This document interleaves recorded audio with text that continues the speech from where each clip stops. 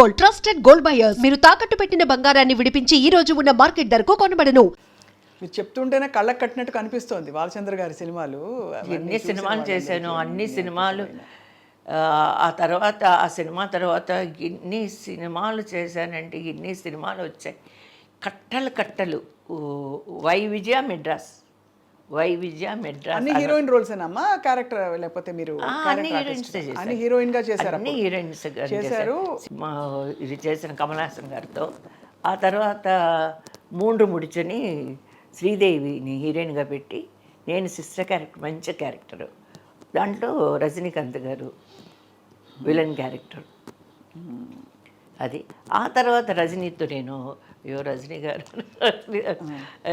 గారితో ఆరు పుష్పంలు హీరోయిన్గా చేశాను, భైరవి చేశాను, నల్లవనికి నల్లవని చేశాను, తనికట్ రాజా చేశాను, రాజాది రాజా ప్రెగ్నెంట్ టైం మంచి కరెక్ట్గా 3rd month ఒప్పుకున్నాను, 9th month వరకు షూటింగ్ చేశాను. కానీ రాజాది రాజా కనిపించకుండా కానీ ఎంత బాగా చూసుకున్నారు తెలుసా రజనీకాంత్ గారు నన్ను. ఎంత బాగా చూసుకున్నారంటే, ఫస్ట్ నా మ్యారేజ్ తర్వాత వచ్చారు. ఏవిఎం స్టూడియోలు అన్ని షూటింగ్స్ జరుగుతాయి కదా, హిందీ, తమిళ, మలయాళం అన్నీ జరుగుతాయి ఏవిఎంలో. నేను కూర్చోండి వచ్చి తెలుగులోనే మాట్లాడేటప్పుడు, విజయ గారు పెళ్లి చేసుకున్నారా, కంగ్రాచులేషన్స్ చెప్పనే లేదు, అది ఇదని మాట్లాడే వెళ్ళారు. అసలు ఎలా చేసుకున్నారా మీరు పెళ్లి విజయ్ గారు? ఆ టైంలో మీరు పీక్ హీరోయిన్, ఎవరికి ఆలోచన రాదు కదా, మీరు హీరోయిన్ చేసిన తర్వాత మళ్ళీ క్యారెక్టర్ ఆర్టిస్ట్గా వచ్చాను తమిళ్లోనే. ఓహో, అప్పుడు చేసుకున్నారా పెళ్ళి? అప్పుడు మన్వాసని భారతిరాజు గారి సినిమా చేశాను. భారతిరాజు గారి సినిమా మన్వాసని. మీ వారిని ఎలా కలిశారు? మా వారిని కలిసింది మా నాన్నగారు. ఎంత ప్రేమ నాకు, అంత ప్రేమ కదా.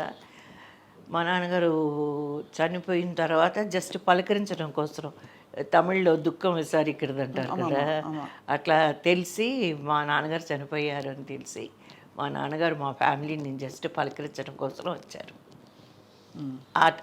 అది మా నాన్నగారు చనిపోవడం, మా ఆయన పరిచయం అవడం, అలా జరిగింది. కోఇన్సిడెన్స్గా జరిగింది. వారే అడిగారా, మీరు అడిగారా? పెద్దవాళ్ళు చూసారా మీ పెళ్ళి?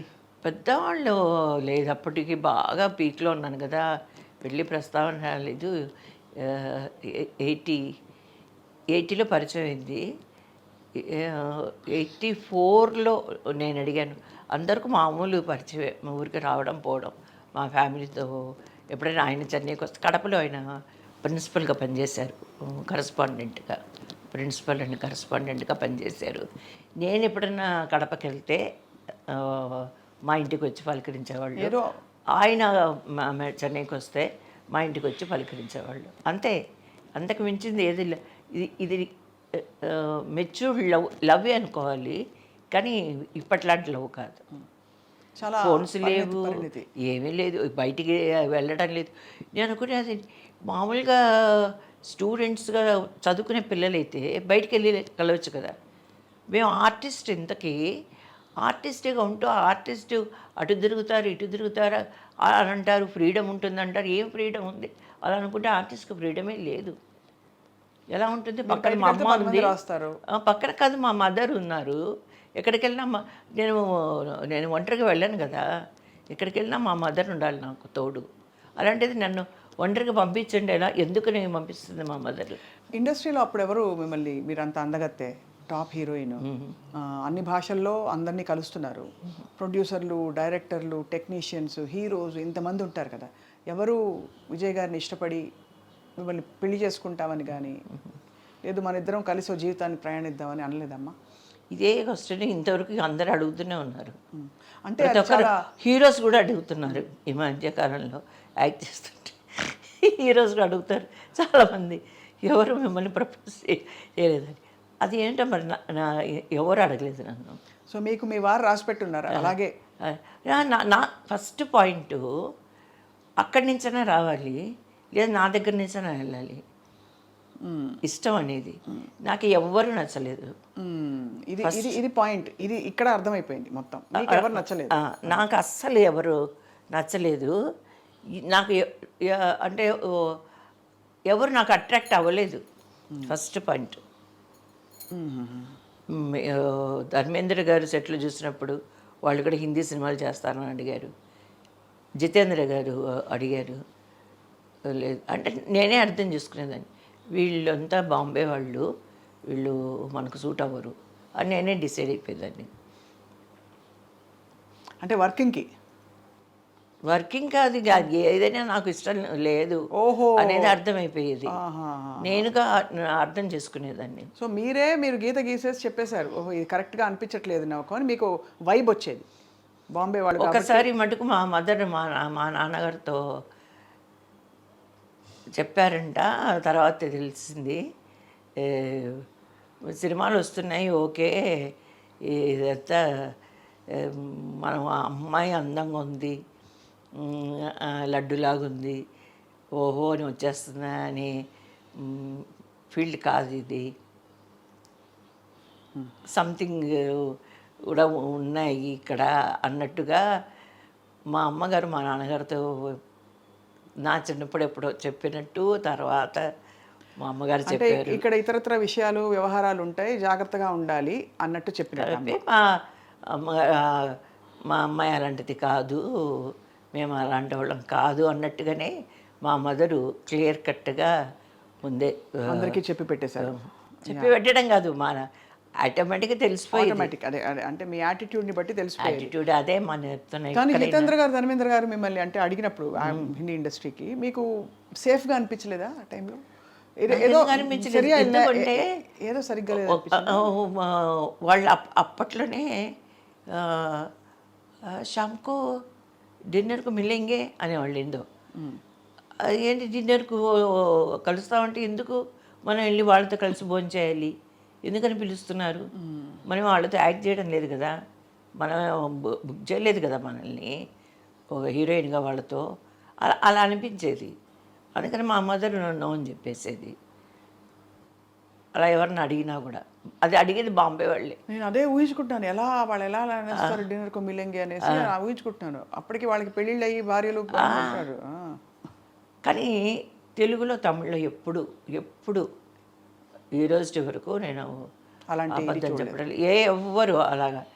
తమిళ్ అయితే ఒకటమ్మా ఏంటంటే అందరూ అప్పుడే అప్కమింగ్, వాళ్ళంతా వాళ్ళు రావాలి. ఇప్పుడు కమల్ హాసన్ గారు అప్పుడు అప్కమింగ్, రజనీకాంత్ గారు అప్కమింగ్, ఇంకా ఉన్న వాళ్ళు ఎవరు, జై సార్ వచ్చి మంచి, జయశంకర్ గారు మంచి ఆర్టిస్టు, పెద్ద హీరో. ఆ తర్వాత ఇంకా ఎంజీఆర్ గారు, శివాజీ గారు వాళ్ళు ఎక్కడో ఉన్నారు, పైన ఎక్కడో మన తండ్రి గారి స్థానంలో ఉన్నారు, లెజెండ్ స్థానంలో ఉన్నారు. కాబట్టి ఎవరికి ఇలాంటి ఆలోచనలు లేవు, ముఖ్యంగా లేవు.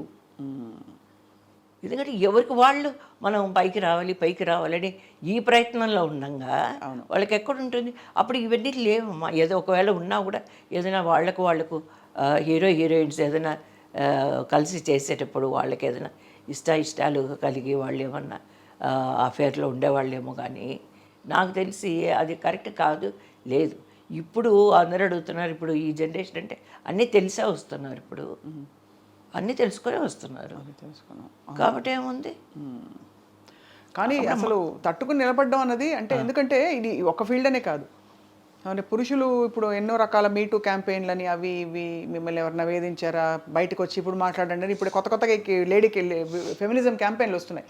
కానీ అప్పటి టైంలో మన పరిధిలో మనం ఉంటూ ఇలాంటి ఒక ఇండస్ట్రీలో అంటే ఫిజికల్ ప్రాక్సిమిటీ బాగా ఉంటుంది. డాన్స్లో డ్యూయట్ పాడాలంటే మీరు ఇలా అందంగా డాన్స్ చేయాలి, అవన్నీ తట్టుకుంటూ మీ పరిధిలో మీరు ఉండడం చాలా. ఈ డాన్స్ చేయాలి, ఏం చేయాలన్నా కూడా మాకు 1,00,000 ఆలోచనలు బ్రెయిన్లో తిరుగుతుంటాయి. మూమెంట్ కరెక్ట్గా చేయాలి, లిప్ మూమెంట్ కరెక్ట్గా ఉండాలి, పొజిషన్ కరెక్ట్గా ఉండాలి, మూమెంట్ కరెక్ట్గా ఉండాలి. ఇన్ని ఉన్నప్పుడు ఎక్కడ లవ్. నా ఫ్రెండ్స్ అడిగేవాళ్ళు, ఇలా పట్టుకొని యాక్ట్ చేసేటప్పుడు ఏం ఫీలింగ్స్ ఉండవని. నా బొంద ఫీలింగ్స్ ఏమి ఉంటాయి, మా బాధలు మా కష్టాలు మాకు తెలుసు. ఆ ఎండల్లో అలా పట్టుకొని యాక్ట్ చేసేటప్పుడు కరెక్ట్గా మార్క్కి కరెక్ట్గా నిలబడకపోతే కెమెరామెన్ ఫోకస్ రాలేదంటాడు. ఆ తర్వాత మాస్ గారు ఏమో 1 2 అని చెప్పి వాడు చెప్తున్నప్పుడే గుండె దడదడ కొట్టుకుంటూ ఉంటుంది. మూమెంట్ కరెక్ట్గా చేస్తామా లేదా, లిప్ మూమెంట్ కరెక్ట్గా ఇస్తామా లేదా, ఇలా ఇన్ని ఆలోచనలతో ఏముంటుంది, ఏమీ ఉండదు. అది చూసేటప్పుడు ఇప్పుడు నేను యాజ్ ఏ ఆర్టిస్టు నేను కూడా ఎన్నోసార్లు స్క్రీన్ మీద చూసేటప్పుడు మనోజ్ కుమార్ గారి సినిమాలు, హిందీ సినిమాలు చూసేటప్పుడు ఆయన హీరోయిన్ని టచ్ చేయకుండానే ఆయన సినిమాలన్నీ చూడండి మీరు, టచ్ చేయకుండానే యాక్ట్ చేస్తాడు. పర్సనల్గా నాకే చాలామంది కనిపించేది, ఎప్పుడు టచ్ చేస్తాడా, హీరోయిన్ని టచ్ చేస్తే బాగుంటుంది, ఈ పొజిషన్లో టచ్ చేస్తే బాగుంటుంది అన్నట్టు ఉండేదే కానీ ఏ రోజు టచ్ చేసేవాడే కాదు.